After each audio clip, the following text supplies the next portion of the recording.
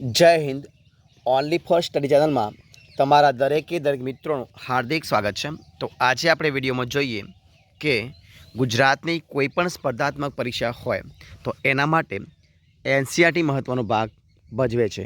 એટલે કે જે એનસીઆરટી મિત્રો જે બુકો છે એ બુકો એને પાયો ગણાય, અને એટલા માટે આપણે એક નવી સિરીઝ ચાલુ કરી છે કે જેની અંદર આપણે ધોરણ 6થી માંડી અને ધોરણ 10 સુધીના મિત્રો જે તમામ બુકો છે, જે પુસ્તકો છે, એમાંથી વેરી મોસ્ટ આઈએમપી જે એમસીક્યુ પરના પ્રશ્નો છે, પ્રશ્નો લઈ અને તમારી સમક્ષ વિડીયો રૂપે મૂકવાનો પ્રયત્ન કરીએ છીએ. તો આજે આપણે વિડીયોમાં ધોરણ 6 સામાજિક વિજ્ઞાન મોસ્ટ આઈએમપી એમસીક્યુ પ્રકારના પ્રશ્નો, અને એ પણ એનસીઆરટીનો જે મિત્રો સિલેબસ છે એ સિલેબસ મુજબ એમસીક્યુ પ્રશ્નો છે. તો આજનો આપણે વિડીયો છે એ વિડીયો ભાગ નંબર 58 છે. તમે વિડીયો પૂરેપૂરો જોજો. તો શરૂઆત કરીએ. આજના વિડીયો પ્રશ્ન નંબર 1 તમારી સમક્ષ છે. તો પ્રશ્ન છે કે નીચેનામાંથી કયું કાર્ય જિલ્લા પંચાયતનું છે? નીચેનામાંથી કયું કાર્ય જિલ્લા પંચાયતનું છે? તો મિત્રો જે ઉપરના તમામ આપ્યા છે, તમામ જે કાર્યો છે, કાર્યો કોના છે? જિલ્લા પંચાયતના છે. એટલે કે ઓપ્શન ડી જવાબ આવશે. મતલબ કે રાજ્ય સરકારની યોજનાઓનું નિયંત્રણ કરવું એ પણ જિલ્લા પંચાયતનું કાર્ય છે. ગ્રામ પંચાયત અને તાલુકા પંચાયતની જે પ્રવૃત્તિઓ છે એનું નિયંત્રણ કરવું એ પણ જિલ્લા પંચાયતનું કામ છે. અને રાજ્ય સરકારને મહેસૂલ પ્રવૃત્તિઓ જિલ્લા કક્ષાએ સંચાલન કરવું એ પણ કોનું કામ છે? જિલ્લા પંચાયતનું કામ છે. તો જવાબ આવશે ઓપ્શન ડી, ઉપરોક્ત તમામ. પ્રશ્ન જોઈએ આપણે આગળ કે ગ્રામ પંચાયતમાં વધુમાં વધુ કેટલા સભ્યો ચૂંટાયેલા હોય છે?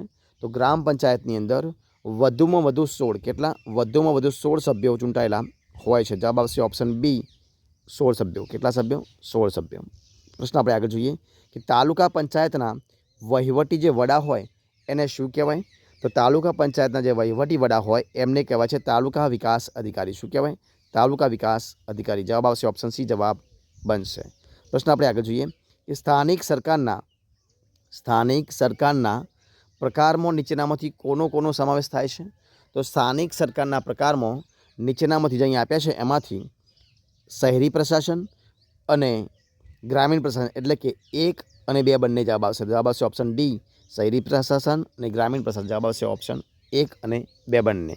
પ્રશ્ન આપણે આગળ જોઈએ કે કેટલી વસ્તી ધરાવતી ગામમાં ગ્રામ પંચાયતની રચના કરવામાં આવે છે? તો જવાબ શું આવશે? 500થી માંડી અને 25,000 સુધીની વસ્તી હોય તો ત્યાં આગળ ગ્રામ પંચાયતની રચના કરવામાં આવે છે. બરાબર. જવાબ આવશે ઓપ્શન એ, જવાબ બનશે. પ્રશ્ન આપણે આગળ જોઈએ કે મહાનગરપાલિકાઓમાં મહિલાઓ માટે કેટલી અનામત હોય છે? તો મહાનગરપાલિકામાં મહિલાઓ માટે 50%. મિત્રો કેટલી? 50% જે સીટો હોય અનામત રાખવામાં આવે. જવાબ આપશે ઓપ્શન એ, 50%. પ્રશ્ન આગળ જોઈએ કે તલાટીની નિમણૂક કોના દ્વારા કરવામાં આવે છે? તો તલાટીની નિમણૂક એ સરકાર દ્વારા. કોના દ્વારા? સરકાર. જવાબ આવશે ઓપ્શન ડી, સરકાર દ્વારા કરવામાં આવે છે. ઓપ્શન ડી જવાબ બનશે. પ્રશ્ન આપણે આગળ જોઈએ કે આપણા દેશમાં કેટલી વસ્તી ધરાવતા જ શહેરને મહાનગરપાલિકાનો દરજ્જો આપવામાં આવ્યો છે? તો આપણા શહેરની અંદર, એટલે કે આપણા દેશમાં 5 લાખ, કેટલી? 5 લાખ કરતાં વસ્તી ધરાવતા જે શહેર હોય એને મહાનગરપાલિકાનો દરજ્જો આપવામાં આવ્યો છે. કેટલી? 5 લાખ. જોઈએ પ્રશ્ન આપણે આગળનો. તો પ્રશ્ન છે કે ગ્રામીણ પ્રશાસનમાં ગ્રામીણ પ્રશાસનમાં કોનો સમાવેશ થાય છે? તો ગ્રામીણ પ્રશાસનની અંદર અહીં આપ્યા છે તમામ, એટલે જવાબ આવશે ઓપ્શન ડી. મતલબ કે ગ્રામ પંચાયત, તાલુકા પંચાયત અને જિલ્લા પંચાયત. કે ગ્રામીણ પ્રશાસનમાં ગ્રામ પંચાયત, તાલુકા પંચાયત અને જિલ્લા પંચાયત તમામનો સમાવેશ થાય છે. એટલે કે ઉપરોક્ત તમામ. ઓપ્શન ડી જવાબ. પ્રશ્ન આપણે આગળ જોઈએ કે મ્યુનિસિપલ કમિશનની નિમણૂક કોણ કરે છે? કોની? મ્યુનિસિપલ કમિશનની નિમણૂક કોણ કરે છે? તો એ કરે છે રાજ્ય સરકાર. ઓપ્શન જવાબ આવશે બી, રાજ્ય સરકાર. ઓપ્શન બી જવાબ આવશે, રાજ્ય સરકાર. પ્રશ્ન આપણે આગળ જોઈએ કે ગ્રામ પંચાયતનું વહીવટી કાર્ય કોણ કરે છે? તો ગ્રામ પંચાયતનું વહીવટી કાર્ય કરે છે તલાટી. કોણ કરે છે? જવાબ આવશે ઓપ્શન એ, તલાટી કરે. કોણ કરે? તલાટી. ઓપ્શન એ જવાબ. પ્રશ્ન આપણે આગળ જોઈએ કે કઈ સમિતિનું કાર્ય નબળા વર્ગોને ન્યાય આપવાનું છે? તો જે સામાજિક ન્યાય સમિતિ છે, કોણ? સામાજિક ન્યાય સમિતિ. એ સામાજિક ન્યાય સમિતિનું કાર્ય જે નબળા વર્ગો હોય એમને ન્યાય આપવાનું કાર્ય કરે છે. જવાબ આપશે ઓપ્શન ડી, સામાજિક ન્યાય સમિતિ. પ્રશ્ન આપણે આગળ જોઈએ કે સ્થાનિક સરકારમાં ગ્રામ પંચાયત પછીનું બીજું સ્તર કયું છે? તો સ્થાનિક સરકારમાં ગ્રામ પંચાયત પછીનું બીજું સ્તર છે તાલુકા પંચાયત. શું આવશે? જવાબ આવશે ઓપ્શન બી. શું આવશે? ઓપ્શન બી જવાબ, તાલુકા પંચાયત. ઓપ્શન બી જવાબ. પ્રશ્ન આપણે આગળ જોઈએ કે તાલુકા પંચાયતમાં વધુમાં વધુ કેટલા સભ્યો ચૂંટાયેલા હોય છે? તો તાલુકા પંચાયતની અંદર વધુમાં વધુ 32 સભ્યો. કેટલા સભ્યો? વધુમાં વધુ 32 સભ્યો ચૂંટાયેલા. જવાબ આવશે ઓપ્શન બી 32 સભ્યો, સોરી ઓપ્શન સી 32 સભ્યો. પ્રશ્ન આપણે આગળ જોઈએ કે કેટલા હજારની વસ્તીએ એક વોર્ડ મહાનગરપાલિકાના બનાવવામાં આવે છે? તો 75,000 કેટલી 75,000ની જે વસ્તી હોય તો એ 75,000ની વસ્તીએ એક વોર્ડ એટલે કે મહાનગરપાલિકાનું એક વોર્ડ બનાવવામાં આવે. જવાબ આવશે ઓપ્શન બી 75,000.